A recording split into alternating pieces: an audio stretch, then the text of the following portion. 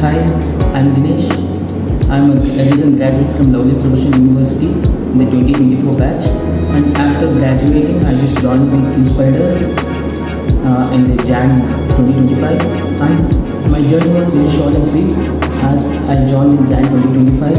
And by the end of Feb, I got placed in the SRR staff. And in the short duration, I had a chance to learn Java and SQL, Java from Nandishwar and the SQL from Sankit sir. And in the SQL I had completed the full class, and after completing itself during the class itself, sir observed my involvement in the class and helped me to give the interview, although I did not give the mock itself. And in the interview I got selected and as a software engineer trainee.